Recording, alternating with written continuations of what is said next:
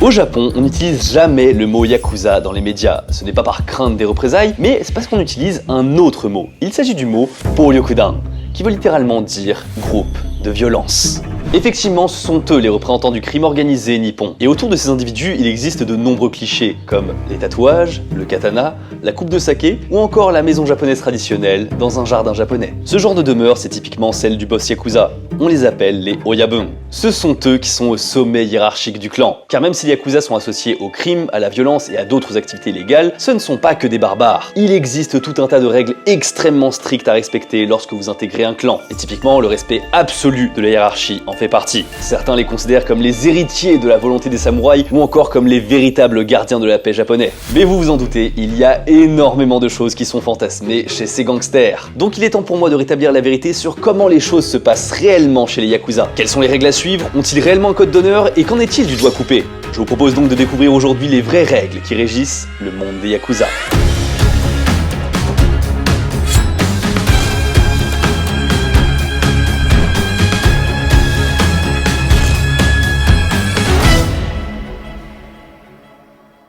Les Yakuza, ils ne sont pas cachés, tu peux trouver leur nombre et leur nom de clan très facilement. Par contre, trouver leur fonctionnement, c'est pas la même histoire. C'est comme faire un site clair et efficace, tu penses que ça va être simple, mais en vérité, c'est très simple avec Odoo. Odoo, c'est un logiciel de gestion qui propose un large panel d'applications pour gérer tous les aspects de ton activité. Si tu veux par exemple créer un site, leur Website Builder, c'est un outil puissant qui te permet de le faire de manière gratuite, simple et rapide. On vous prémâche le travail avec des questions au départ et clac! Le site est automatiquement généré par une IA avec des images adaptées à votre domaine d'activité. Et par la suite, ça se personnalise super vite. Tu glisses et déposes les blocs et tu peux modifier leur couleur, le texte et les images. Et tu peux même ajouter des animations. Tu kiffes les blocs que tu viens de créer et t'aimerais bien les sauvegarder pour plus tard? Eh bien pas de soucis, tu les enregistres et tu les utilises sur n'importe quelle page. Ça te fera gagner un max de temps, tout comme leur modèle de page prédéfini. Il faut noter que le site est ce qu'on appelle responsive. Les polices et les blocs s'adaptent à la taille de votre écran, qu'on soit sur smartphone, sur tablette ou sur ordinateur. Et ça, c'est pas toujours le cas, je vous le garantis. Vous avez un lien dans la description pour avoir votre site de manière gratuite parce que la première application Odoo est offerte à vie. L'hébergement et le support sont inclus en illimité et vous avez un nom de domaine personnalisé pendant un an.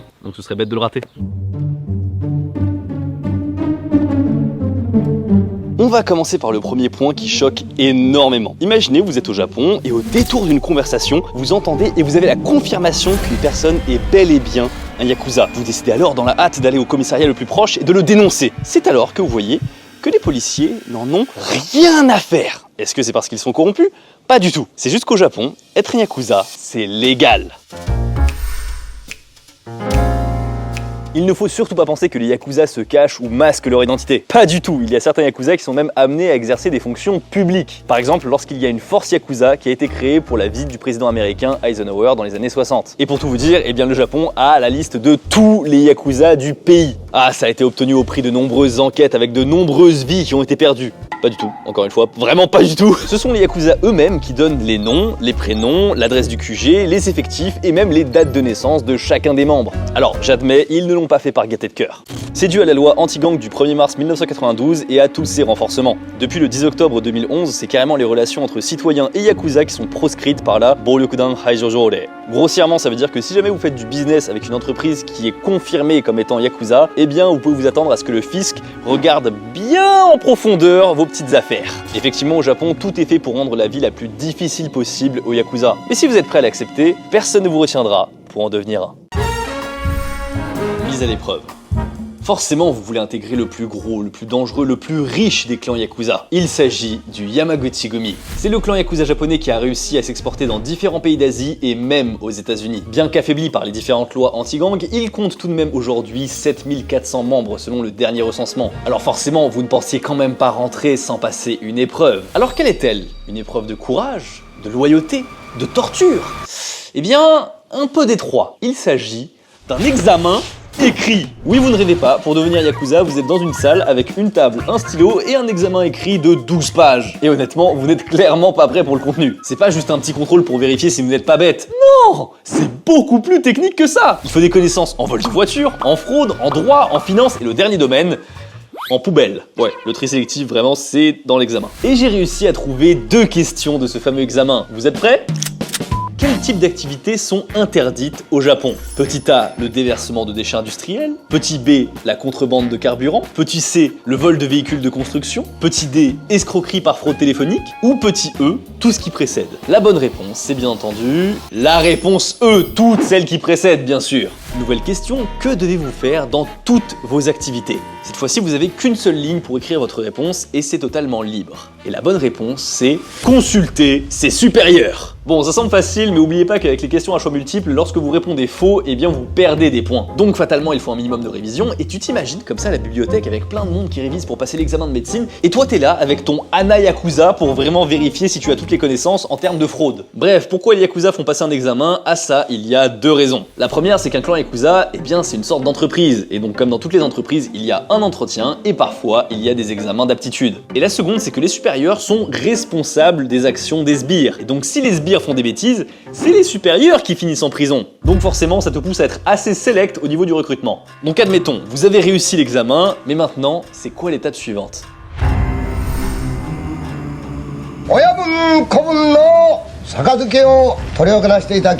La cérémonie du Sakazuki, la cérémonie qui symbolise le pacte entre vous et le chef de clan. C'est là où vous prêtez allégeance en échangeant une coupe de saké avec votre Oyabun et c'est alors que vous dédiez votre vie entière au clan. Vous allez le considérer comme votre père et lui comme son fils. On allume 12 bougies sur l'autel. Pourquoi 12? Eh bien parce que ça représente les 12 signes du zodiaque. L'autel est décoré d'une paire de bouteilles de saké, d'une coupe de saké, de tranches de dorade et de 3 monticules de sel. Chaque chose a son importance, que ce soit pour la purification de l'instant ou pour la symbolique de l'échange. Même le placement a son importance, interdit de vous mettre en face ou encore à côté de l'Oyabun. Ça pourrait signifier que vous êtes son égal et ce n'est clairement pas ce que vous voulez dire. Enfin placé, l'Oyabun et vous-même allez boire une coupe de saké. Et il y a en vérité 3 coupes de saké. Une pour vous, une pour l'Oyabun et une pour l'autel. Il faut boire le saké en 3 gorgées comme ceci.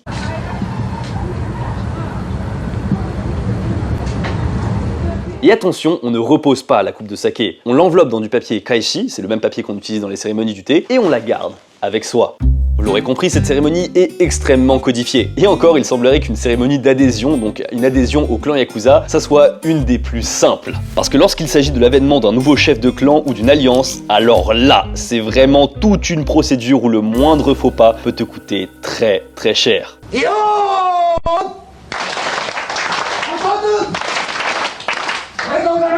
Bon, quoi qu'il en soit maintenant pour vous, c'est trop tard. Vous faites partie du clan. Un des membres du clan est déjà parti vous inscrire dans les registres des Yakuza conservés par la police. Et à partir d'aujourd'hui, la parole de l'Oyabun, elle est absolue. S'il vous dit que la mer est blanche et que les nuages sont verts, eh bien, les nuages sont verts et la mer est blanche. Un point, c'est tout. Cela étant dit, les choses sérieuses vont pouvoir commencer.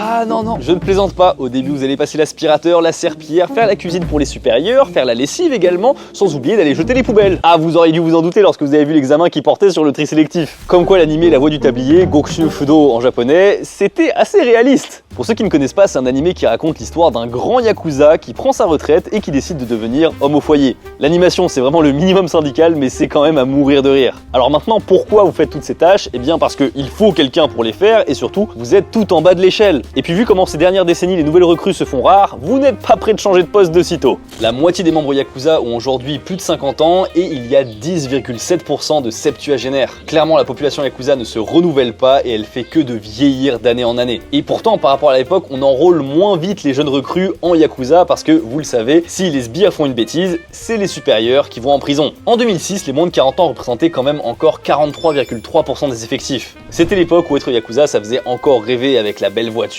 les femmes et de l'argent à plus savoir quoi en faire. Même si bon, en vrai ça c'était plus dans les années 60-80, plus trop à partir des années 2000. Mais ce qu'il faut retenir c'est qu'aujourd'hui ça ne fait plus du tout rêver d'être un Yakuza, il y a beaucoup trop de sacrifices à faire et de restrictions. À tel point qu'il y a quelques mois, c'est un clan Yakuza âgé de plus de 100 ans qui a fait une déclaration solennelle à la police comme quoi le clan n'existait plus. Ou plutôt à cause des différentes restrictions, s'est vu disparaître de lui-même. Bon, heureusement ce n'est pas le cas du clan que vous avez choisi. Vous vous dites que vous faites des tâches ingrates certes, mais elles sont nécessaires et puis quand même vous êtes payé. Vous êtes payé, hein? C'est pas une blague, votre salaire est de 0 yens, ce qui fait au taux de change actuel environ 0 €, et c'est votre dévotion qui est mise à l'épreuve, parce que certes vous êtes nourri, logé, blanchi, etc. et vous allez pas avoir de salaire, faut pas rêver. Par contre, vous pourriez même pas le dépenser si facilement, même si vous en aviez un, parce que quand on devient Yakuza, on peut dire adieu aux banques. vous ne pouvez pas avoir de compte bancaire. Ça fait partie des règles qui ont été mises en place par la loi anti-gang, toujours dans le but de rendre plus difficile la vie encore des Yakuza. Alors je dois quand même préciser que heureusement au Japon, il y a beaucoup de choses que tu peux faire en cash. Typiquement des dépenses comme l'eau, le gaz, l'électricité, tu peux payer en cash dans n'importe quel combini. Par contre, en plus de l'interdiction bancaire, forcément les cartes bleues, c'est fini, les contrats téléphoniques, c'est mort, les contrats internet, c'est mort aussi, et vous pouvez dire aussi bye bye aux assurances. Ah, c'est là où vous commencez à comprendre que le gouvernement a mis tout en place pour bannir les Yakuza sans vraiment devoir écrire bannissement des Yakuza. Mais bon, après plusieurs mois à récurer les toilettes tous les jours, vous avez enfin quelques heures de disponibles pour des vraies activités de Yakuza. Étudier, toujours étudier. Ah, vous pensiez que vous alliez tabasser des personnes et tuer des gens qui vous doivent de l'argent ? Pas du tout, ça c'était dans les années 60, voire 80, mais c'est terminé. Depuis le 21e siècle, le gros du business des Yakuza pour se faire de l'argent, ça se passe sur les marchés financiers. Ouais, je sais, c'est beaucoup moins sexy, hein. Et pour trader et faire du profit, ce n'est pas à l'instinct. Il faut comprendre la conjecture des marchés, comment ça fonctionne, minimiser les risques. Donc vous allez littéralement, quand vous êtes Yakuza, étudier la finance. Vraiment, le gars qui s'est enrôlé chez les Yakuza parce qu'il ne voulait pas continuer ses études, il tombe de très très haut. Donc si toi aussi jeune entrepreneur, tu veux apprendre à trader comme un Yakuza, n'hésite pas à acheter ma formation en ligne pour devenir un Yaku Trader. C'est seulement 99 € pour le premier mois et 1099 € pour les mois suivants. Oui, alors ça va me permettre de faire la transition avec les arnaques. Les affaires sont les affaires.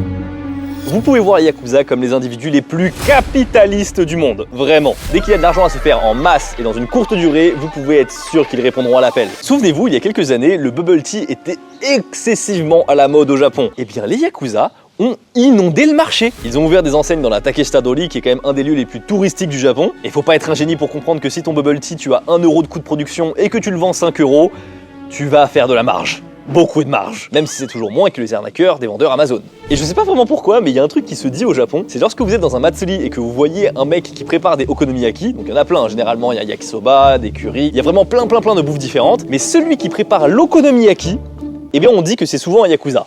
Et c'est assez cohérent parce que l'okonomiyaki, ça vient d'Osaka. Et pas loin, on a la ville de Kobe, véritable berceau de la mafia japonaise. Une autre arnaque, parce qu'il y en a tellement, c'était les compensations durant le Covid. Le gouvernement japonais donnait 1 million de yens pour toutes les personnes qui étaient en freelance. Donc les Yakuza, qu'est-ce qu'ils ont fait ? Ils ont proposé à n'importe qui d'ouvrir une boîte en freelance pour récupérer ces fameux 1 million de yens. En même temps, je veux dire là, au bout d'un moment, le gouvernement japonais, il donnait 1 million de yens comme ça sans trop regarder. Forcément, il va y avoir des dérives.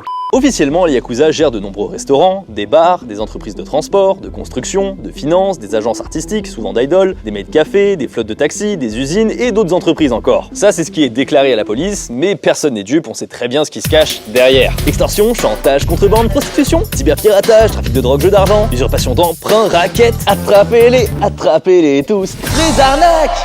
Et je vais vous révéler quelque chose, c'est que parmi toutes ces activités, la quasi-totalité sont en vérité complètement interdites par le code des Yakuza. Sauf que des règles qui existent mais que les Yakuza ne respectent pas, il y en a pas mal. Les règles qui existent mais que les Yakuza ne respectent pas.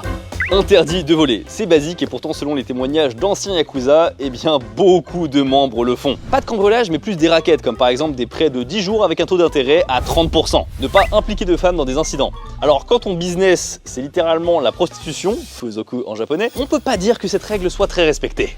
Les femmes sont interdites chez les Yakuza. Certains clans acceptent les femmes, mais de manière générale, c'est plus les femmes de Yakuza qui sont acceptées. Typiquement, Kazuo Taoka, le plus éminent Yakuza du XXe siècle, avait une femme, Yumiko Taoka. Et elle est carrément devenue pendant un certain temps l'Oyabun du Yamaguchi-gumi, qui, je le rappelle, est le clan le plus puissant de tout le Japon. Restez poli en toutes circonstances. C'est pour donner du prestige au clan, et autant dans le QG avec l'Oyabun, vraiment là, c'est tout carré, tradition japonaise, le salut à 90 degrés, mais une fois dans la rue, c'est une autre histoire. Ne pas consommer de drogue. Alors là, on est sur la règle la plus hypocrite chez les Yakuza. Sur tous les forums qui parlent des Yakuza, on peut systématiquement lire quelque chose du genre « Oui, les Yakuza, ils sont différents par rapport aux autres mafias parce que justement, ils empêchent la consommation de drogue par la population et ils empêchent le trafic de drogue. » Officiellement, oui, c'est une règle du Yamaguchi-gumi, mais elle n'est pas commune à tous les clans. Et de toute façon, même au sein du Yamaguchi-gumi, elle n'est pas respectée. Au début, c'était « Ok, bon, il y a des gros billets à se faire, du coup, on en vend, mais on n'y touche pas. » Puis après, c'est On en vend et on doit quand même contrôler la qualité de ce qu'on vend, du coup on va un petit peu goûter, voilà. Puis finalement tu plonges avec les 2 narines dedans. Soit dit en passant, la drogue au Japon c'est surtout de la méthamphétamine, mais normalement vous le savez déjà si vous avez vu ma vidéo sur les drogues au Japon. Pour les Yakuza, la drogue c'est juste un business fou, parce qu'en fait ça leur permet de combiner les méthodes. Par exemple en prêtant de l'argent à des personnes pour qu'ils consomment leur propre drogue.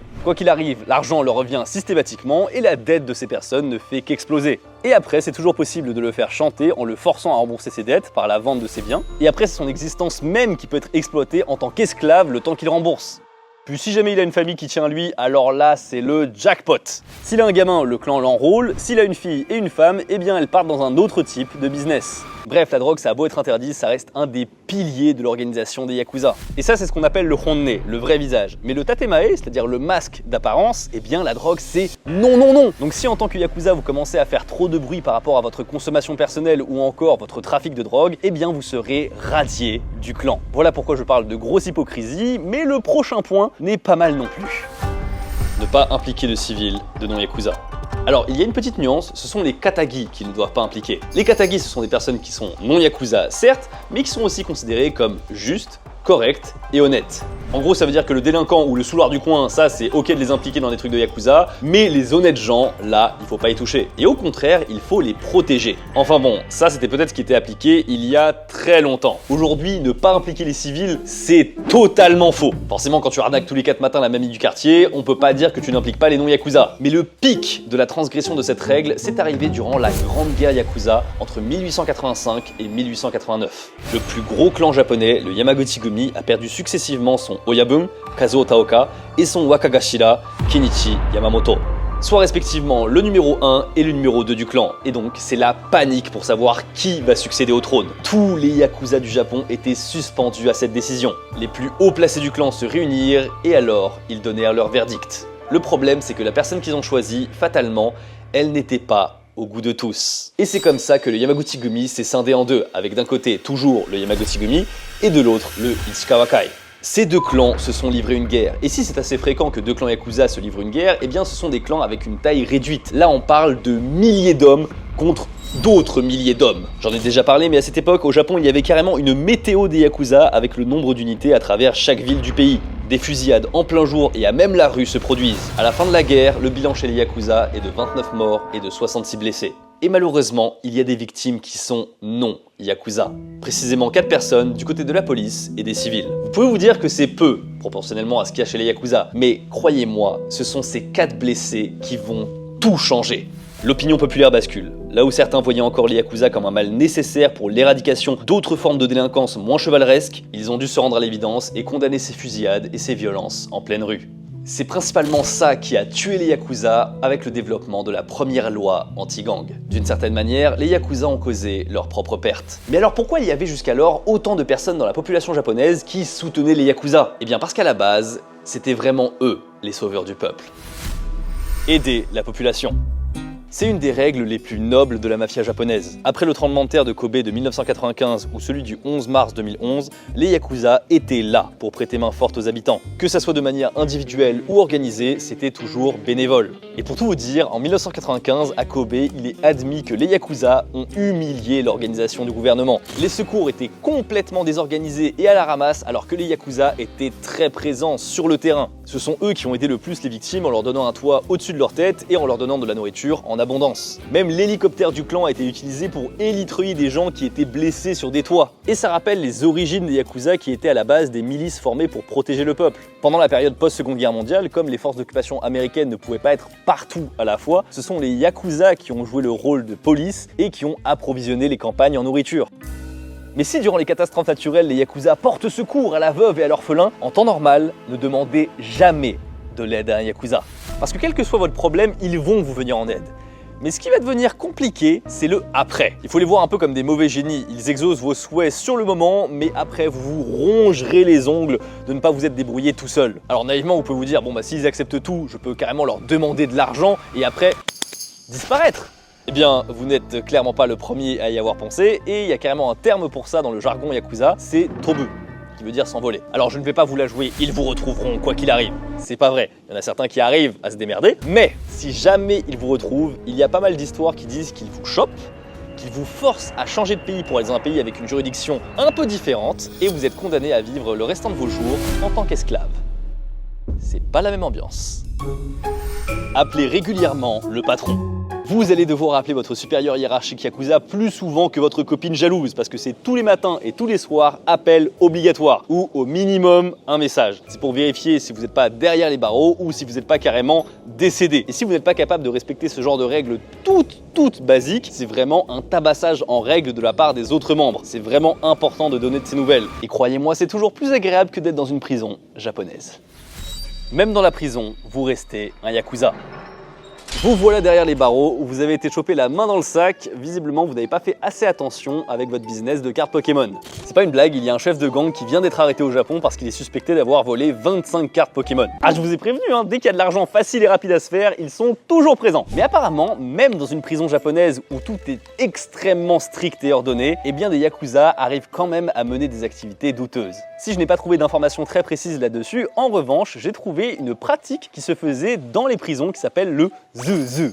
C'est un bruit, une onomatopée que font les détenus Yakuza lorsqu'ils voient un shiké passer. Shiké, c'est le jargon Yakuza pour parler du personnel pénitentiaire. 何か悪いことをするときに見張りがいるじゃないですか。見張りのことをしけって言うんですね。そして刑務官が歩いてきたときに知らせることをズズって言って知らせます。 Donc voilà, il faisait zzzz pour prévenir qu'un maton allait passer. Et pourtant, autrefois, pour un Yakuza, aller en prison, c'était une forme de fierté. Ça signifiait se sacrifier pour le clan. Il y a même une pratique qui s'appelle le issue, qui était de l'autodénonciation directement au commissariat de police. Les Yakuza avouaient souvent des crimes qu'ils n'avaient pas eux-mêmes faits et c'était pour protéger les supérieurs. Et en l'échange de ce sacrifice et des années passées en prison, à leur sortie, les Yakuza touchaient une jolie prime. Mais aujourd'hui, ça... c'est terminé. À part si les sous-fifres sont chopés la main dans le sac, le plus souvent, c'est directement les chefs de clan Yakuza qui vont en prison à la place des sbires. Tu m'étonnes que les patrons, ils ont forcément envie de vérifier si les petits Yakuza, ils font pas n'importe quoi. Bon, pour vous, après avoir croupi 3 ans en prison, vous ressortez et là, vous avez un gros sentiment d'échec. Finalement, la vie de Yakuza, c'était pas fait pour vous, alors vous décidez d'arrêter. Arrêtez d'être un Yakuza. J'espère que vous ne comptiez pas juste déposer une lettre de démission et partir. Oula non, quitter le clan, ça signifie briser le pacte parent-enfant entre l'Oyabun et vous. C'est une énorme insulte et un déshonneur pour sa personne. Donc pour vous en tirer en vie, de préférence, vous avez seulement 2 solutions.